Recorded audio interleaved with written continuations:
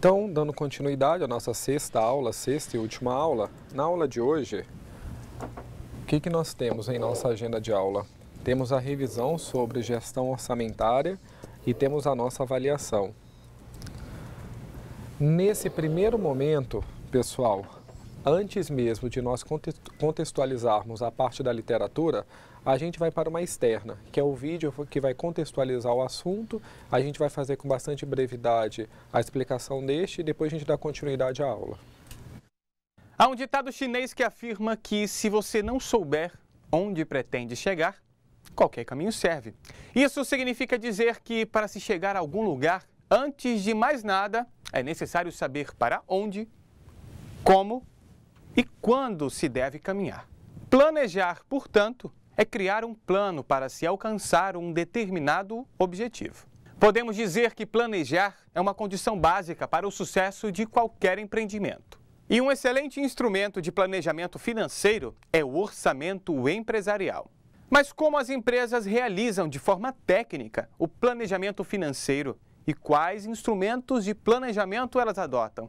Acompanhe agora a resposta dessas e de mais perguntas. Well, it's one for the money, two for the show, three to get ready. Now go, cat, go, but don't you step on my blue. Tem uma barbearia aqui em Porto Velho, uma ideia que tive quando estive estudando fora, então quis muito colocar em prática. É um segmento que, de certa forma, não tem muitas representações aqui em Porto Velho. Sou eu que estou também na parte administrativa e faço a gestão desse rendimento, né, do que nós vendemos e do que nós lucramos com isso.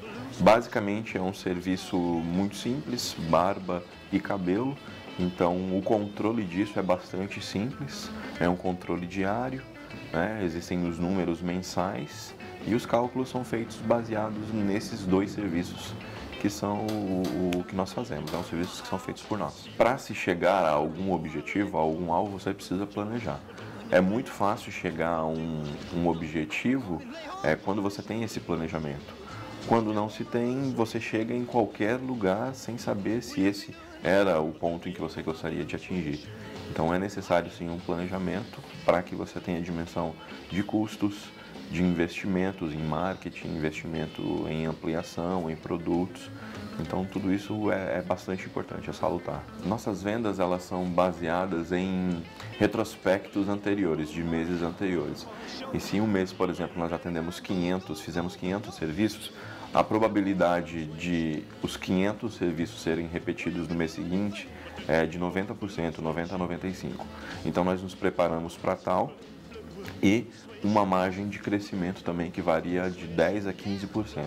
Então, certamente, no mês seguinte, nós não atenderíamos só os 500 clientes ou serviços que fizemos no mês anterior. Então, os nossos cálculos para crescimento são baseados nessa perspectiva.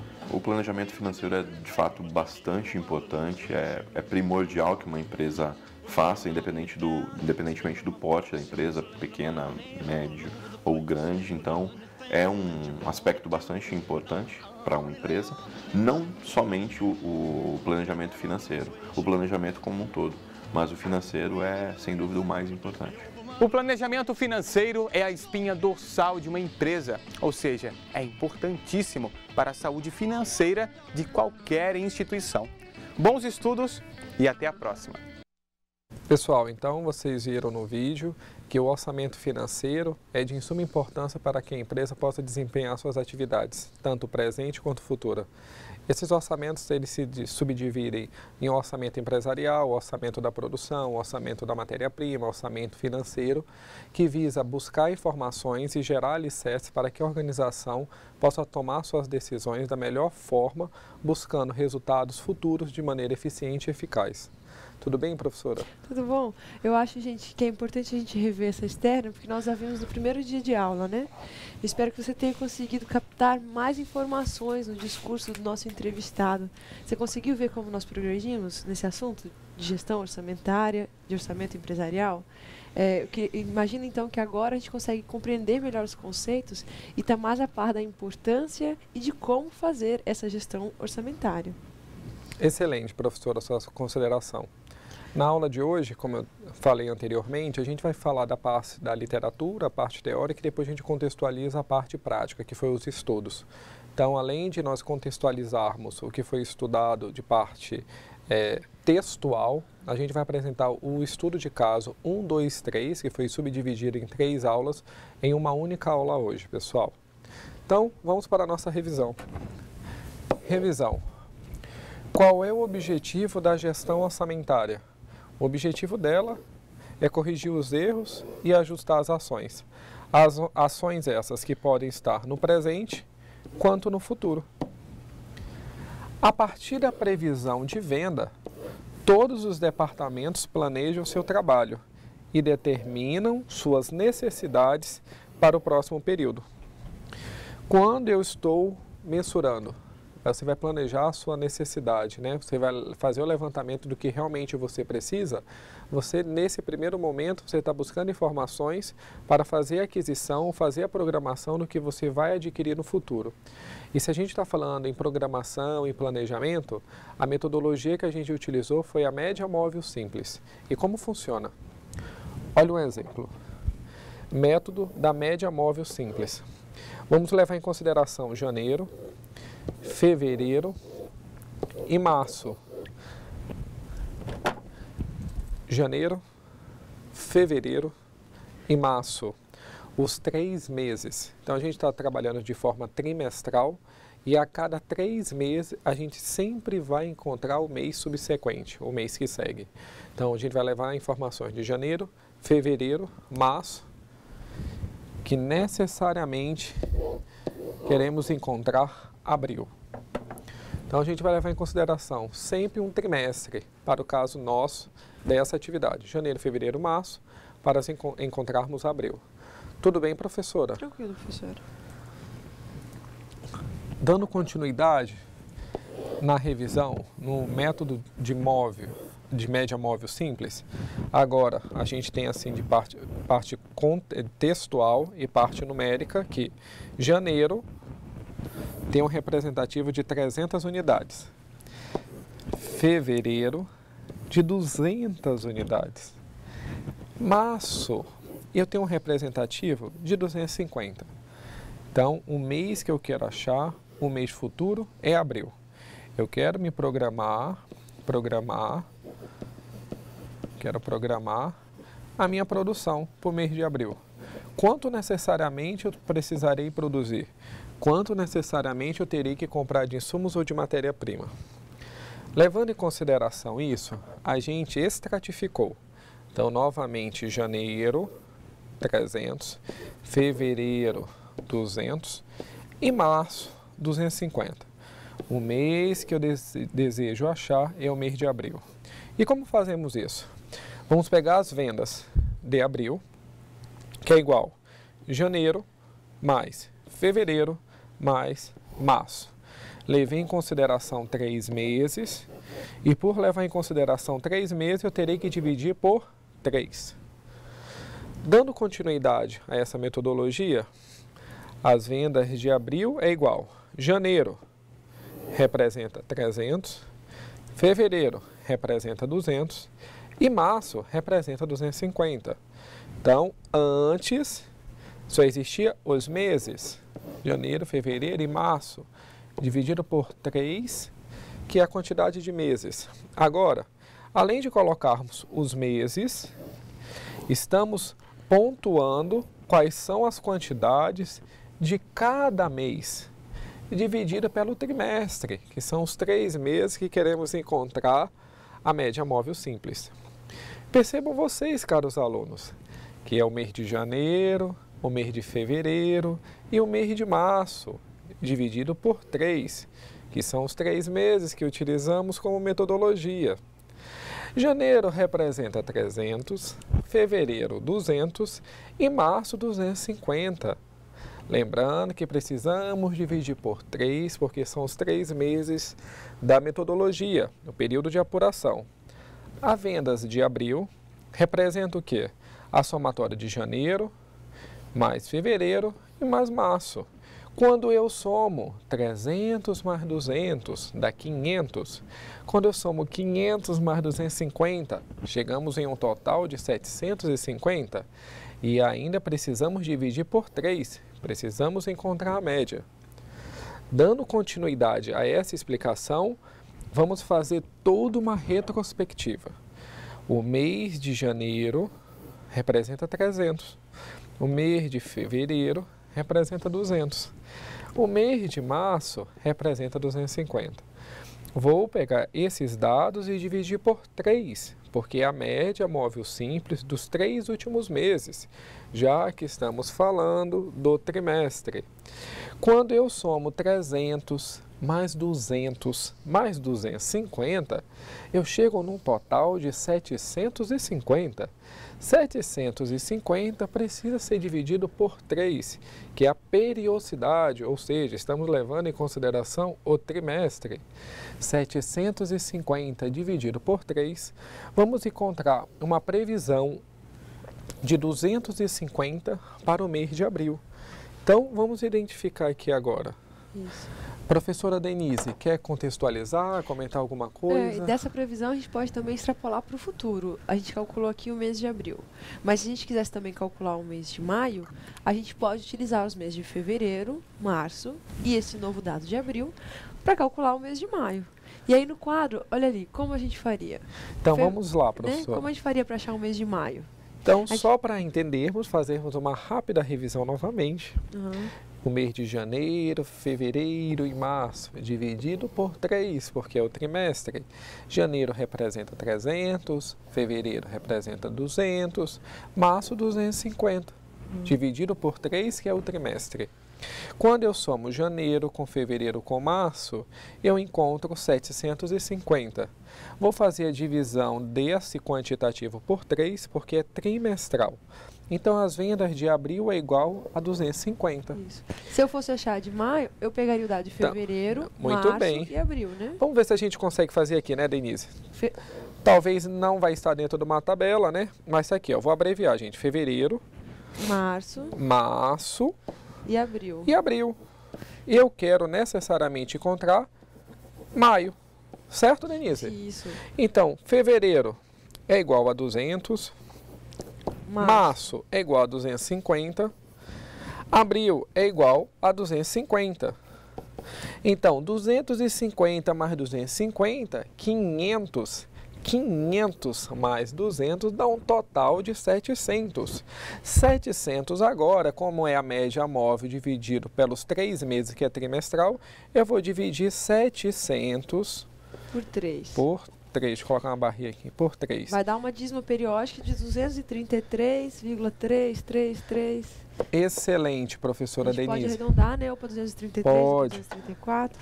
Nesse primeiro momento, turma, eu quero que os tutores, nesse exato momento, identifiquem se existe alguma dúvida. Como fazemos para encontrar a média móvel simples sempre do mês subsequente? E aí vocês mandem para o bate-papo com a professora Denise, que ao vivo a gente tenta solucionar ou esclarecer essa dúvida. Tudo bem, professora? Tudo ótimo. Tá claro? Eu imagino que seja claro. Se a gente tiver dúvida, mandem pra gente, tá? Então, só recapitulando, gente. Se a gente encontrou 250, então a média móvel simples do mês de abril é 250. Então, para encontrar a média móvel simples, soma-se os 3 meses, que necessariamente você vai dividir por 3, porque a metodologia é a trimestral, que necessariamente você vai encontrar o mês subsequente. Janeiro, fevereiro e março. Janeiro mais fevereiro mais março. Vai dar um total. Essa quantidade eu vou dividir por 3. Somei janeiro, fevereiro, março, agora eu encontro abril. Fevereiro, março, abril, agora eu encontro maio. Certo, pessoal? Certo. Tudo bem, professora? Algum questionamento no chat? Não, acredito que está tudo tranquilo. Ótimo. Então, dando continuidade, vamos para conceitos importantes. Pessoal, quero lembrar, caso o sinal caia, manda um aviso, sinaliza a professora Denise, que a gente faz uma recapitulação do que já foi abordado. Então, vamos para a receita bruta. O que significa a receita bruta? É a soma de tudo que a empresa vendeu. é o resultado, a quantidade multiplicada pelo valor unitário de bens vendidos. Então, receita bruta é todo o volume de dinheiro que a empresa ganha sem descontar impostos, encargos, salários, despesas, custos que venham ocorrer em um determinado espaço de tempo. Fazendo uma consideração de um questionamento que houve no bate-papo, e aí eu acredito que como existe um espaço de tempo, às vezes a gente não consegue esclarecer. Eu fui contratado para trabalhar numa empresa. Fui contratado para ganhar R$1.000. Esses R$1.000, ele vai gerar um certo encargo para o empregador e alguns descontos para o empregado ou o colaborador. No exemplo passado, contextualizamos que a alíquota do FGTS, ou seja, o percentual ou a percentagem, é de 8%. Esses 8% não é o empregado que paga o colaborador. Esses 8%, quem paga é o empregador. E para onde vai essa receita? Ela vai para o FGTS, que é o Fundo Garantidor de Tempo de Serviço, que necessariamente fica em uma determinada instituição financeira. Pergunta, mas como que a empresa está tendo esse gasto, né, se ela está depositando? Primeira coisa, eu, Paulo Giovanni, se necessariamente a empresa não precisa da mão de obra, então ela está tendo uma despesa já comigo de R$80. Vou sair da empresa daqui 12 meses. 80 vezes 10 meses dá 800. Falta novembro e dezembro. 8 e 8, 16. Então, durante um ano, a empresa pagou R$960, que foi para o Fundo Garantidor de Tempo de Serviço. Isso, durante um ano a empresa pagou. Ela vai me mandar embora. Ela vai pagar mais 50%. Sendo 10% recolhido para o governo, que são os encargos, e 40% de multa rescisória. Então, vai ser 960, mais ou menos, uns 360, R$380. Então, a empresa agora teve um custo, vamos dizer que 9 com 4 dá 13, R$1.400. Somando o fundo mais a multa. Ela pagou um salário a mais, quase, tendo que me mandar embora, porque no passado ela não programou a contratação dessa mão de obra. Então, aonde interfere uma contratação de uma mão de obra que necessariamente a empresa não necessita? Ela gera um impacto no caixa, que necessariamente vai gerar um desequilíbrio financeiro. E isso, eu estou falando para uma mão de obra que representa R$1.000. Imagina uma contratação em longa escala, sem uma programação necessariamente devida.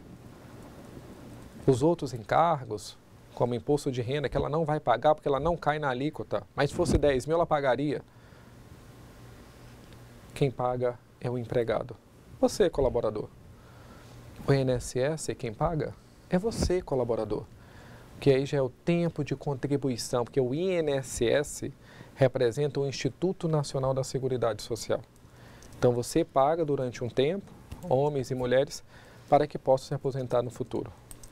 Então percebam que uma contratação de uma mão de obra, ela vai interferir literalmente na parte financeira. Se a sua receita bruta é sem descontar salários e encargos, imagina quando você manda alguém embora pela uma falta de programação de mão de obra, além de ter que fazer os descontos necessários do período entre despesas e custos que ocorrem e mais os encargos, você ainda precisa programar e fazer esse caixa girar mais rápido para honrar outras dívidas ou outros compromissos financeiros que não estavam programados. Tudo bem, professora? Tranquilo. Vamos para fluxo de caixa. Sim, fluxo de caixa, né? O fluxo de dinheiro do caixa da empresa.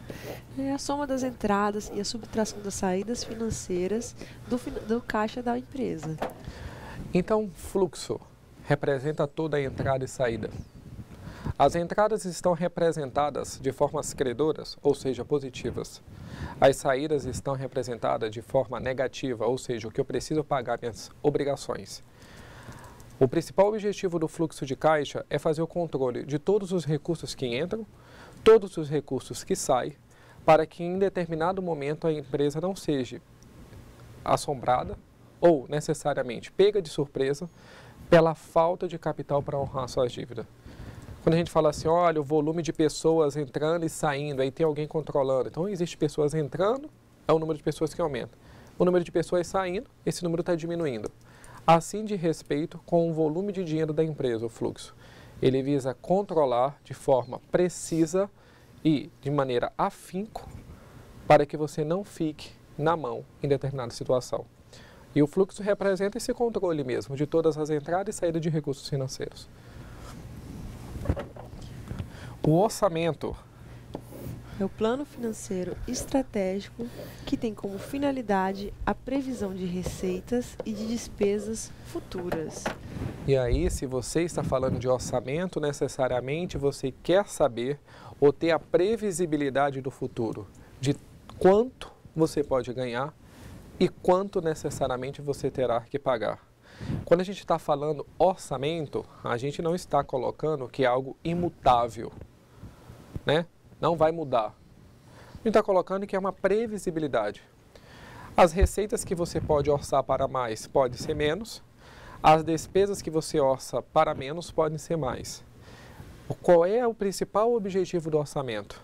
É que você possa ter a maior previsibilidade, não seja pego de surpresa no processo de tomada de decisão. Olhar para o futuro de uma maneira mais científica, né? Tentar ter um certo domínio do que vai acontecer no futuro. Excelente, professora. E por fim, nós vamos para gasto, que é despesa ou custo da empresa. Nós falamos um pouquinho sobre gasto, né? Muito bem. Então, o que é custo? Custo está associado ao processo produtivo, ao processo da manufatura, ao processo da transformação, ao processo do aperfeiçoamento. Está associado com a indústria. Aí eu vos pergunto, nossa, professor, o senhor fala de indústria, mas o nosso estado não tem indústria. Mas a indústria não é só uma grande organização que trabalha com o processo de transformação, aperfeiçoamento ou construção. Quando você tem uma padaria, que você está industrializando o produto, construindo, você é enquadrado como indústria. E aí, necessariamente, existe o custo da produção para fazer a fabricação do bolo, do pão, da torta, e existe a despesa, que é o volume de dinheiro que você gasta para tornar esse produto mais vendável. Então, nós gastamos R$1.000 para fazer um bolo. Tivemos custo na produção para fazer esse bolo. Mas vamos gastar mais R$200, que agora é a despesa. É só em ligação do pessoal de vendas para tentar vender esse bolo de R$1.000, que é um bolo inovador no mercado. Então, custo está associado à produção. Despesa está associado com a força, com gastos que você tem que não está associado a produzir. E sim, melhorar, ou fazer, ou ter, ou manter, ou gerar uma força de venda para que esse produto possa ser vendido. Tudo bem, professora? Muito bom, professor. Mas se eu tenho um comércio, por exemplo, de móveis ou de roupa, eu posso chamar a compra da minha mercadoria uma forma de custo, né? É, porque ele vai passar por uma transformação. É, vou trazer ele lá de São Paulo para vender aqui. Eu considero essa... Excelente. Vamos pegar um exemplo mais intangível assim. Centro de formação de condutores. E aí, o combustível? É despesa ou custo?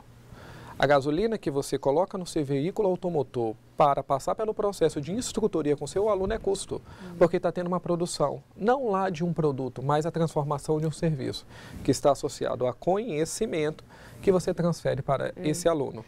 E aonde está a despesa? Na conta de energia da empresa que fica para atender os seus clientes. Está no copo descartável que a empresa compra para que os clientes possam beber. Está no cafezinho na hora do intervalo. Contratação do pessoal que não é o instrutor, né? O pessoal que está trabalhando lá para Ótimo, as secretárias, os atendentes, né? Então essa é a parte da despesa. que necessariamente o custo ele existe tanto para o processo de transformação, aperfeiçoamento ou construção de um produto, bem como para um serviço. E se eu tenho uma loja de roupa, a compra da mercadoria, matéria-prima também. Muito bem, a custo. matéria-prima vai ser custo, porque é a atividade fim, é o produto fim. É o produto. Tudo bem, Vamos ver Denise? mais exemplos, então? Vamos. Agora nós vamos para um rápido exemplo, né, de gastos.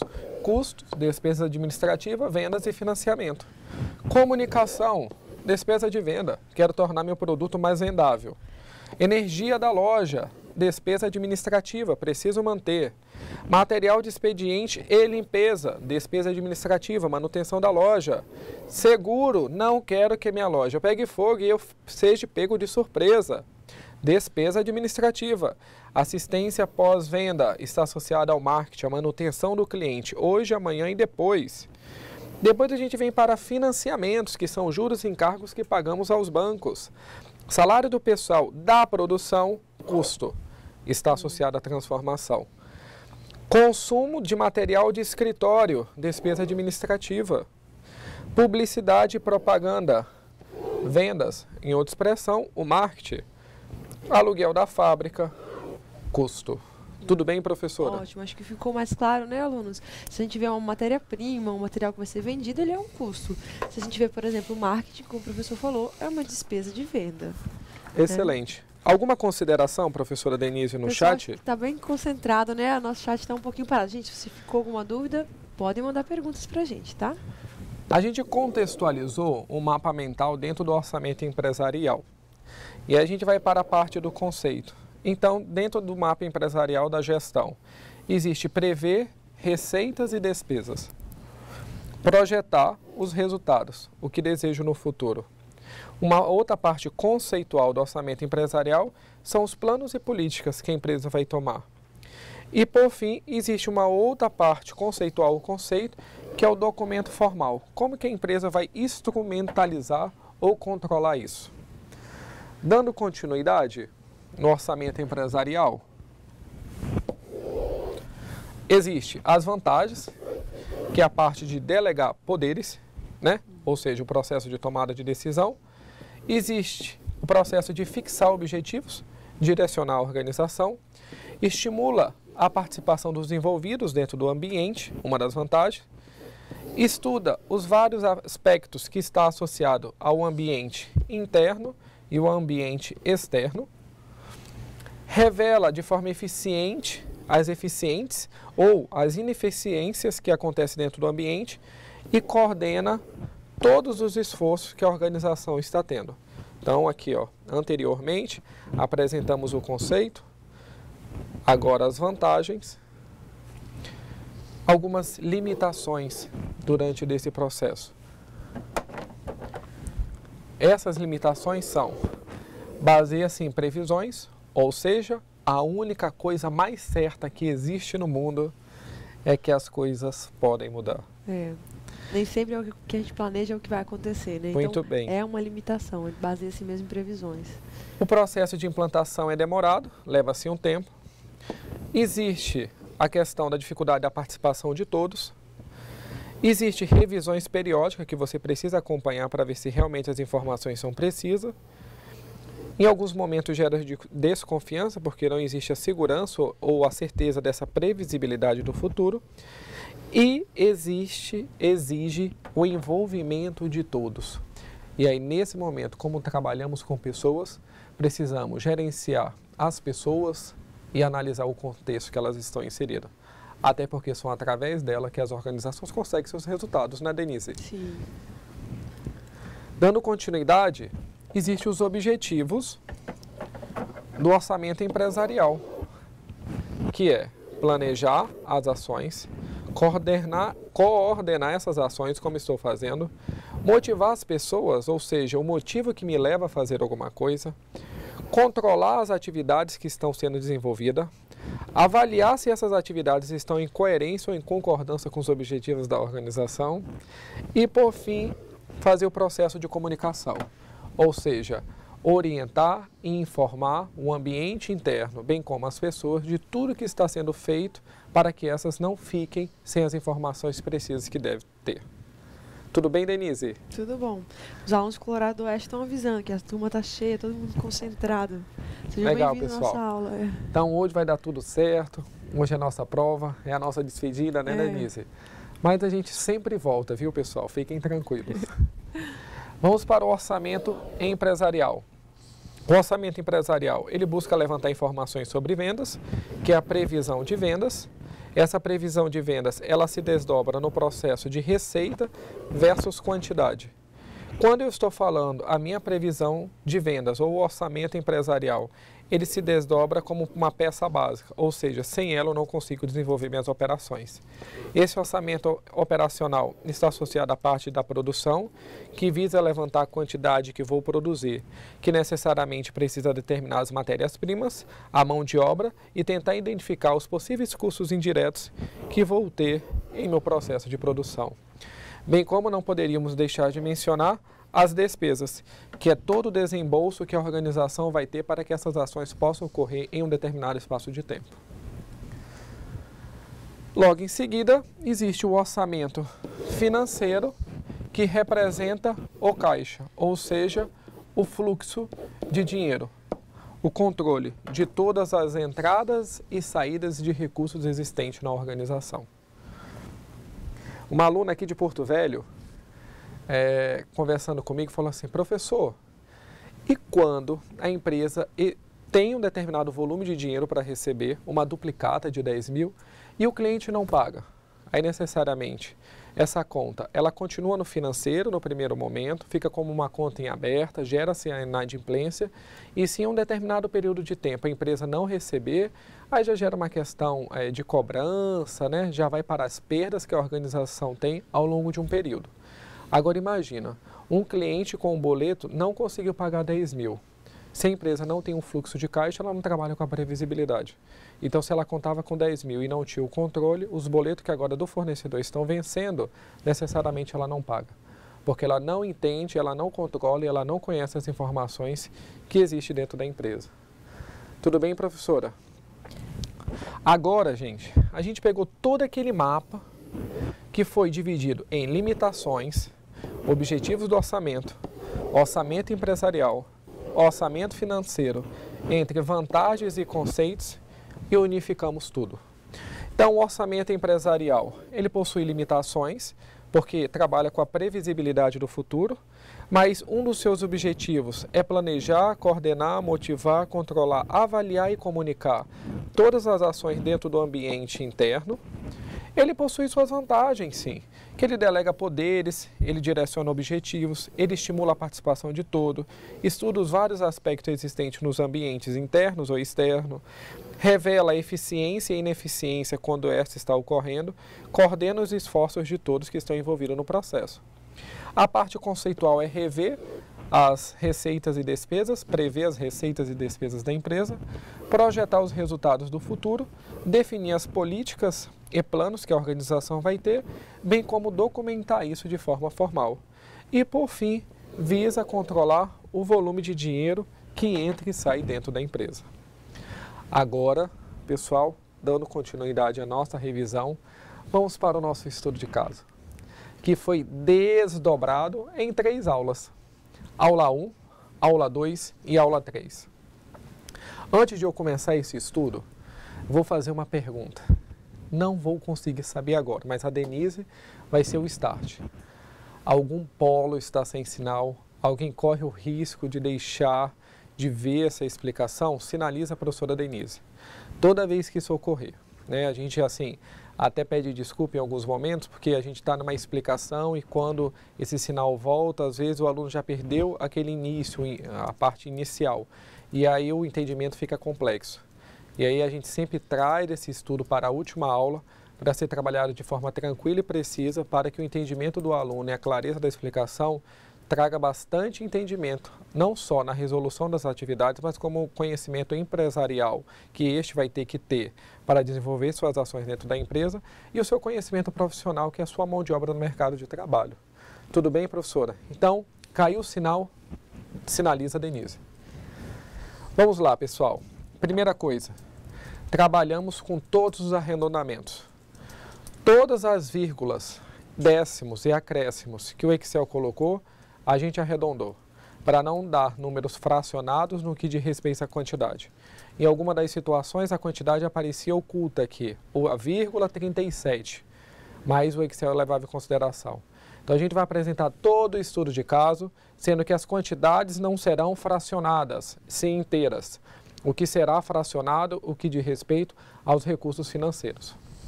Então, a gente tem os meses, os 12 meses do ano 1, que representa a quantidade. Então, vamos ver, o ano 1, ele tem janeiro 100, fevereiro 119, 150, 148, 95, 80, 96, 110, 140, 150, 420. Como é que eu acho esse valor? Eu somo esse, mais esse, mais esse. Divido por 3, dá esse. Então vai dar o primeiro. Dá 270. Vai dar isso. Como é que eu acho fevereiro do ano 2? Eu somo novembro, eu somo dezembro, somo janeiro e eu encontro fevereiro.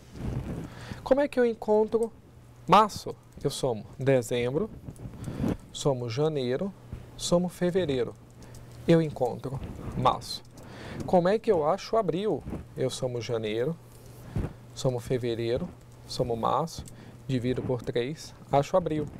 Como é que eu acho maio? Somo fevereiro, somo março, somo abril, divido por 3, acho maio.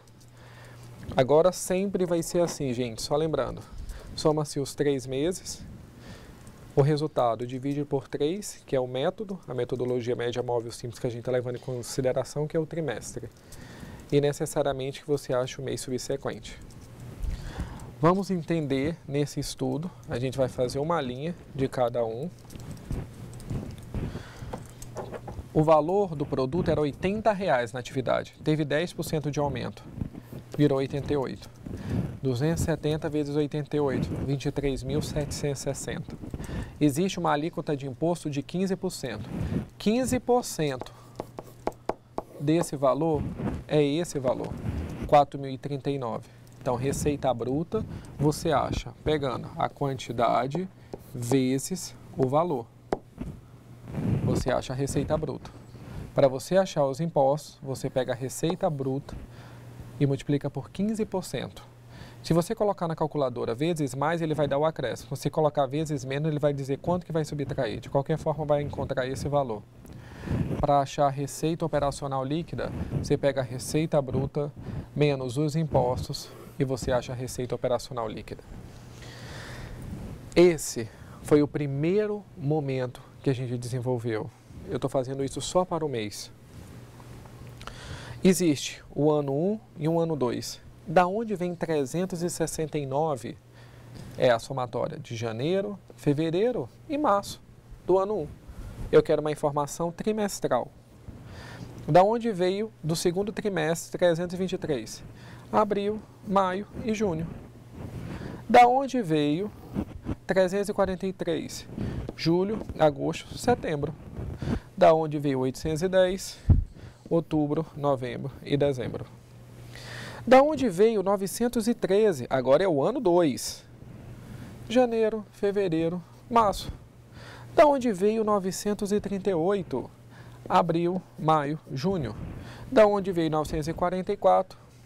Julho, agosto, setembro. Da onde veio 945? Outubro, novembro, dezembro. Ambos os valores que constam nessa planilha são informações trazidas anteriormente. No primeiro trimestre, o valor era 88. Está aqui, ó, os 3 primeiros meses.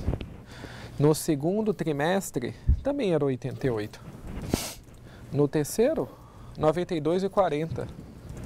Aqui, ó, desculpa, cortou um pouquinho, desceu um pouco. Aqui, 92,40. Teve inflação, né? Aumentou mais 5% em cima de 88. E no quarto trimestre, também era 92,40. Ótimo. Como é que eu acho Como é que eu acho? A minha receita bruta, eu pego esse vezes esse, dá 80.344. Esse vezes esse, 82.544. Esse vezes esse, desculpa, descer um pouquinho. Esse vezes esse, 87.225,60. Esse vezes esse, 87.000. Da onde que eu encontro o meu imposto, que é 17%? 17% em cima da receita bruta, dá 13.000. 17% em cima de 82.000, dá 14. 17% em cima de 87.000, dá 14.828,35. 17% em cima de 87.318, dá 14.844,06. Da onde vem essa receita operacional líquida? É a receita bruta, vamos apagar um pouquinho. Vamos apagar aqui, rapidinho, turma, muito rápido. Significa esse menos esse, que é igual a esse. Esse vai ser o resultado sempre. Esse, tudo que está verde vai ser o saldo credor. Tudo que está vermelho é o que você deve pagar. Esse menos esse dá esse. Esse menos esse dá esse. Esse menos esse dá esse. Esse menos esse dá esse. Esse menos esse também dá esse. Agora, vamos para o estudo de caso que ocorreu na aula 2. Essas informações, elas se baseiam, deixa eu apagar aqui agora, eu vou marcar todas, vamos ver se esse professor realmente está falando a verdade. Será se os dados que ele está trazendo realmente são fidedignos? 913, 938, 944 e 945. 931, 913, 938, 944 e 935. Parabéns, professor. Estou gostando de saber, hein? Está aprendendo a somar. Gente, vamos para o estudo de caso da aula 2. As vendas ossadas, elas estão sendo informadas, deixa eu ajeitar aqui, informadas no estudo de caso da aula 01. A gente acabou de ver, aula 01. Então, vamos apagar para ficar bonitinho, para todo mundo entender. Só mais um minuto.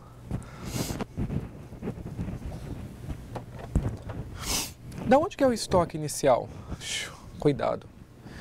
O estoque final do período anterior sempre será o estoque inicial do período futuro. Informação que vem na atividade. Informação que vem na atividade. Então, o estoque final do mês de janeiro é o estoque inicial do mês de fevereiro. Então, tá aqui, o estoque inicial está na atividade, 50.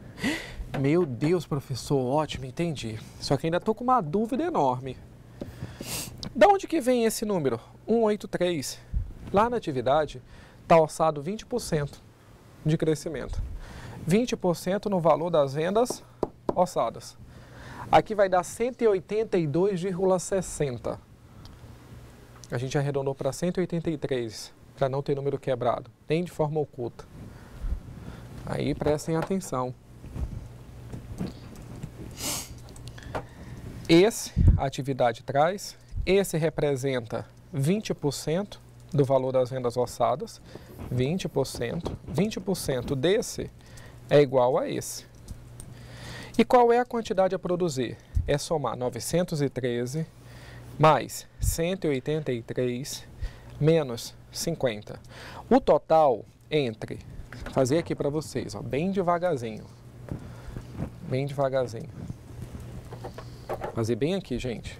Ó, 913 mais 183. Professora Denise, veja se eu não vou errar, por favor.